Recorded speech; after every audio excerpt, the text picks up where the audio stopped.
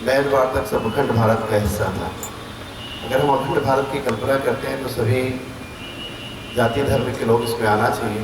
और अभी जो माहौल चल रहा है उसको लेकर और अखंड भारत की कल्पना में क्या फर्क और वो कैसे संभव हो सकता है, इसमें प्रकाश डालने के लिए।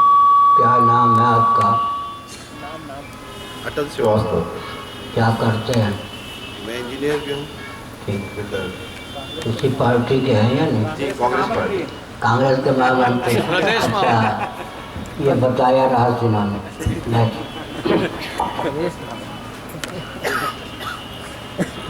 ऐसा है, हम लोग कुछ कल्पना नहीं करते। लाखों वर्ष आगे जो होगा वो उसको देखते सकते हैं कि कोई दम्भ की बात नहीं है, स्वभाव की बात। और हम कुछ असंभव भी नहीं मानते। असंभव ही मान लें तो वाणी में ओजस्विता न रहे, भय समा जाए।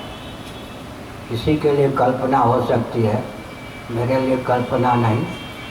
सन्निकट भविष्य ही वाणी के द्वारा व्यक्त होता है।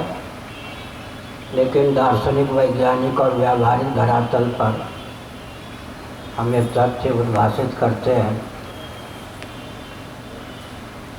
रात्रि का अस्तित्व कोई मानता है और कहता है कि आगे दिन होना ही नहीं है।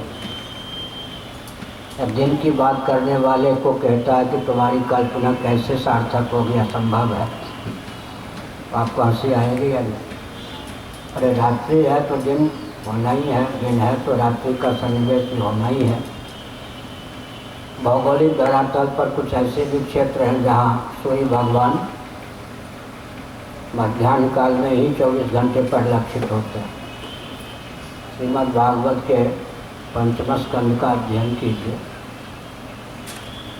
तो जब भारत का विखंडन संभव हो गया तो अखंडन, भारत का विघटन संभव हो गया तो अखंड भारत असंभव कैसे? और एक बहुत विचित्र बात है, एक दिन मैंने लगभग 6 महीने पहले बंद कमरे में विचार किया। मैं जो कुछ बोलता हूँ भविष्य को लेकर या जो कुछ करता हूँ वर्तमान में, वो तो सब असंभव लगता है लोगों को। और चरक संहिता का एक ग्रंथ है, आयुर्वेद का ग्रंथ है चरक संहिता। तो मैं ऐसे करने से हमारी धारा टूटती। आयुर्वेद का ग्रंथ है चरक संहिता। उसमें कहा गया है चिकित्सक, वैद्य या डॉक्टर असाध्य रोगी को न ले।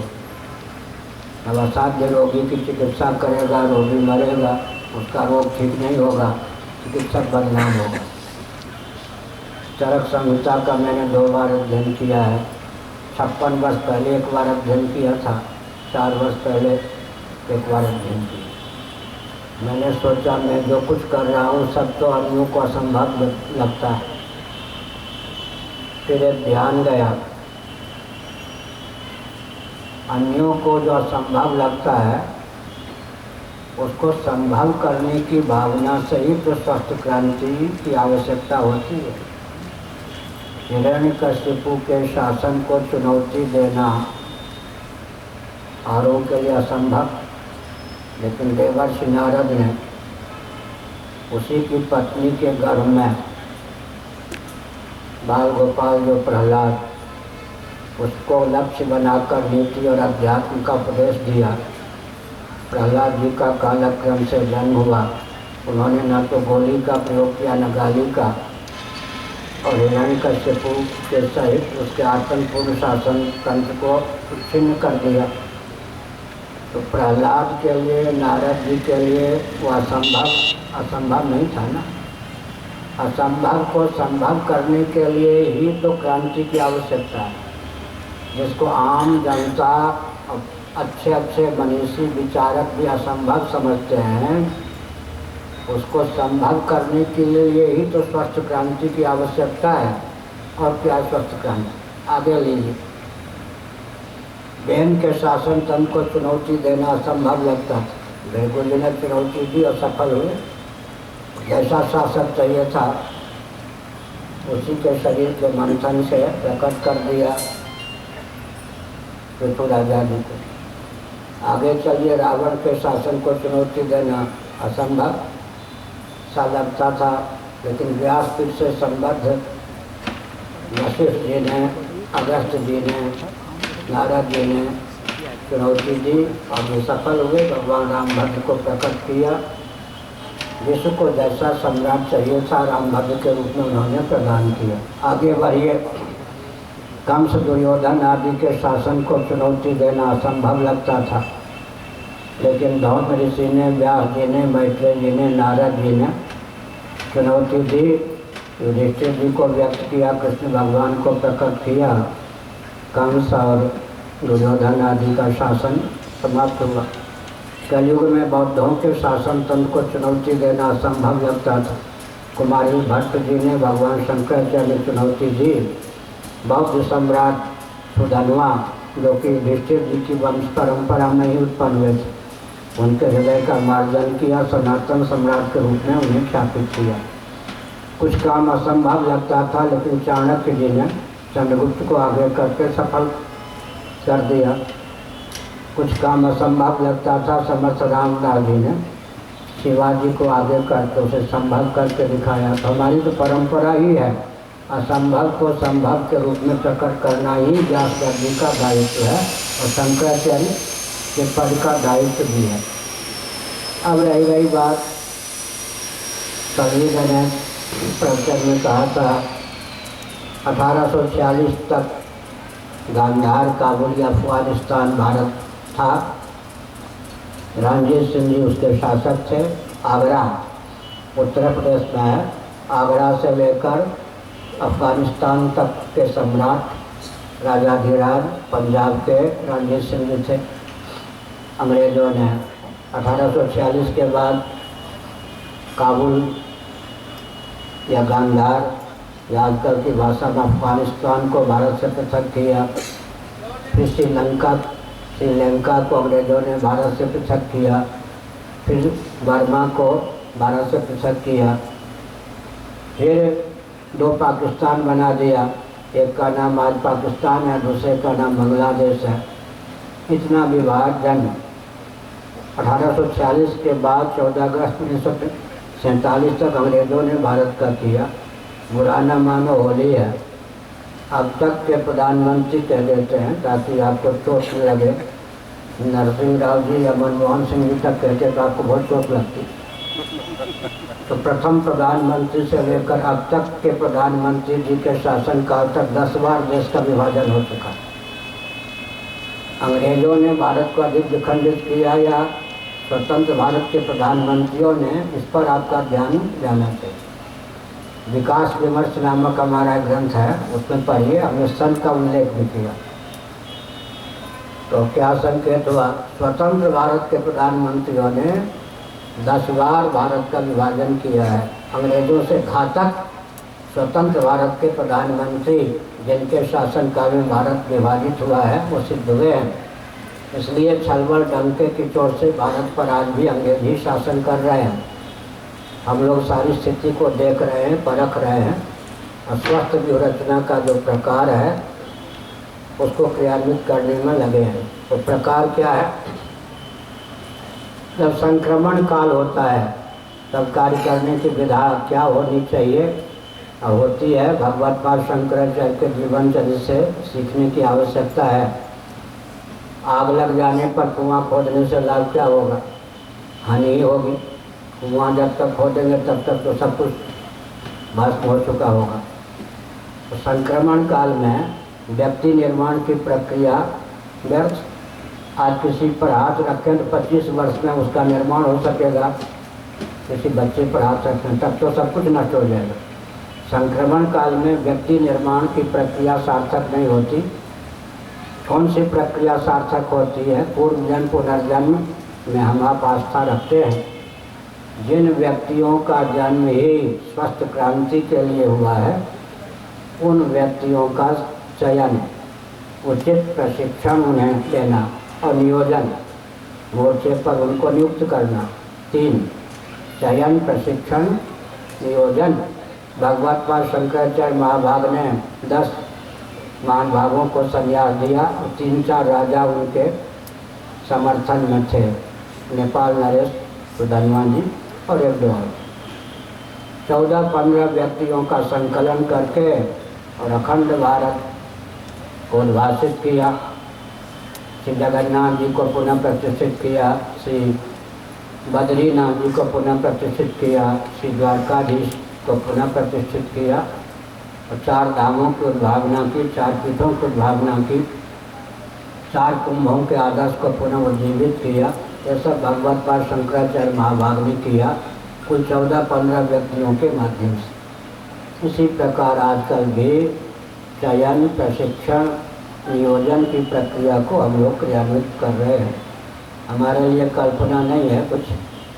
हम गीता जयंती के अवसर पर लगभग 18 साल पहले इंदौर में बोल रहे थे। कार्यालय में एक उच्चतम न्यायालय के अवकाश प्राप्त न्यायाधीश थे, उपाध्याय या ओझा कुछ थे। उनको किसी ने कहा, देखिए पुरी के शंकराचार्य कहते हैं भारत अखंड हो।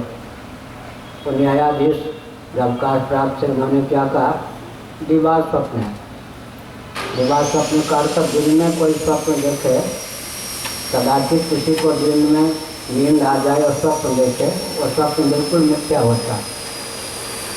तो उस न्यायाधीश जी ने कहा कि दिवा स्वप्न देख रहे शंकराचार्य, भाव अच्छा है लेकिन भारत अखंड हो सकता नहीं। उस व्यक्ति से नहीं रहा गया। जब मैंने प्रवचन कर लिया तो मुझसे आके कहा, वो न्यायमूर्ति जी कह रहे थे कि शंकराचार्य दिवा स्वप्न देख रहे। मैंने कहा उनको जाकर कह देना, कभी कभी शरीर बहुत थका होता है तो दोपहर में झपकी आ जाती है, कुछ देर विश्राम करता हूँ। कदाचित मुझे दिन में ही स्वप्न हो जाए तो अक्षरशः सत्य होता है। उनके लिए दिवा स्वप्न जो है सार्थक नहीं होता, मेरे लिए तो अक्षरशः सत्य होता है। उनको जाके कह दो। मुझे कांची और श्रृंगेरी की यात्रा करनी थी। दैवयोग से शरीर बहुत थका था, थोड़ी देर के लिए नींद आ गई दिन में। ये सब घाटियाँ आएंगी दोनों जगह, सावधान रहना। वो सब घाटियाँ आ गई तो हम लोग निरर्थक काम में हाथ ही नहीं डालते, समझ। और अगर भारत की अखंडता मुझे असंभव दिखे और आपने बहुवचन का प्रयोग किया हम लोग, आप ही बताइए कि कौन कह रहा है भारत अखंड हो? कह दे तो जेल में जाएगा। हमारे मन से और हमारी उपस्थिति में ही भारत अखंड हो की बात कही जा रही है या अन्यत्र? राजौरी का नाम सुना होगा, जम्मू से भी आगे, बाइकार 4 घंटे। वहाँ सेना के पदस्थ ब्रिगेडियर, कर्नल, उससे नीचे के नहीं, उन्हीं के बीच में 45 मिनटों तक मेरा भारत अखंडता पर प्रवचन ऐतिहासिक है। और मैं तो बड़ी सभा में कहता हूँ, गिने चुने वर्षों में पाकिस्तान भारत हो, बांग्लादेश भारत हो, चीन के पास खिसकी धरती भारत की धरती हो, मानसरोवर कैलाश भारत के तीर्थ हो, शक्ति समन्वित सामंजस्य के बल पर से ही भारत अखंड हो। समझ गए?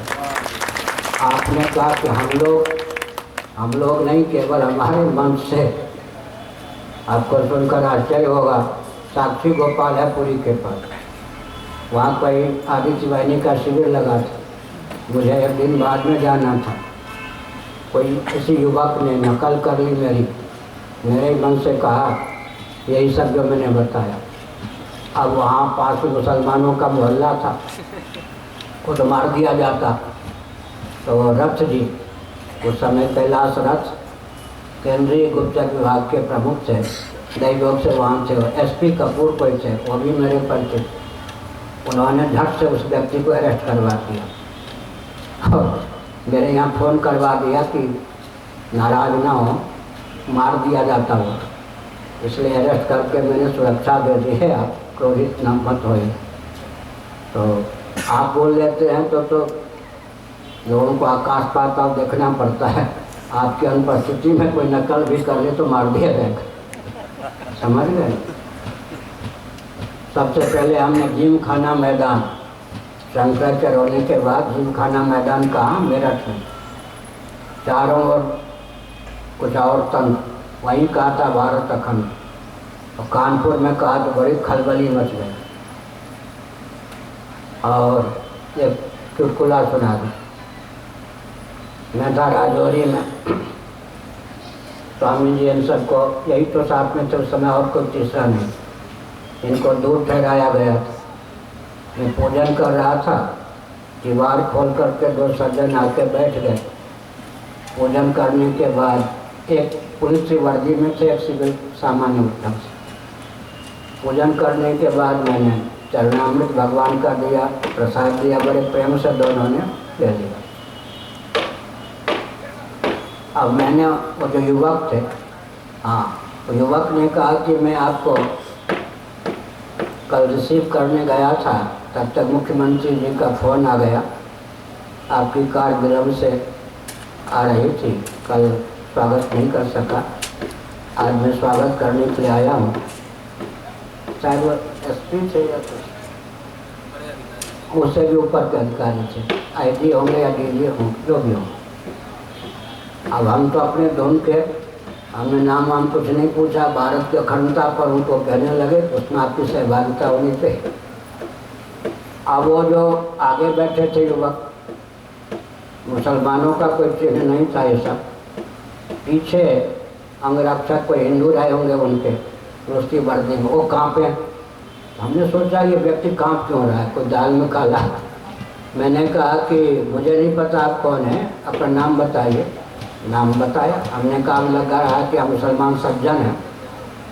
फिर मैंने कहा मेरी एक आज्ञा का पालन कीजिए कि वहाँ खड़े होकर के कुंडी लगा दीजिए, आप दो और मैं अकेले तीन। उन्होंने आज्ञा का पालन किया। फिर मैंने कहा मुझे नहीं पता था कि आप मुसलमान सज्जन हैं, अब मुझे पता लग गया आपके नाम से मुसलमान सज्जन हैं। मैंने जो कुछ कहा उसमें से एक शब्द भी वापस नहीं ले रहा हूँ, जो कि क्यों होना है और उसमें आपको सहभागी बनना हो तो बनना। मुस्कुरा के बेचारे चले गए, कोई कुपित नहीं हुई, समझ गए। आपकी दृष्टि से कल्पना हो सकती है, मेरे हृदय में कोई ज्योतिष का सिद्धांत है, जिस कार्य के करने में विकल्प हो जाए, उत्साह भंग हो जाए, उस कार्य में हाथ नहीं डालना चाहिए। मेरे हृदय में कोई विकल्प होता ही नहीं, ऐसा होगा या नहीं संशय होता ही नहीं, और कोई उत्साह में हानि होती ही नहीं। इसलिए ज्योतिष के आधार पर बहुत शुभ लक्षण है। और मैंने तो कहा जिसको सामान्य नहीं, वो धन्य व्यक्ति भी असंभव मानते हैं, उसी को संभव करने के लिए तो स्वस्थ क्रांति होती है ना। भारत स्वतंत्र हो कह पाना, मंगल पांडे आदि, समझ गए, झांसी की रानी, ये सब उस समय तो असंभव ही माना जाता था ना। या आरंभ के गांधी जी के दो भेद हैं, व्यक्ति एक, उनके रंग ढंग के भेद दो।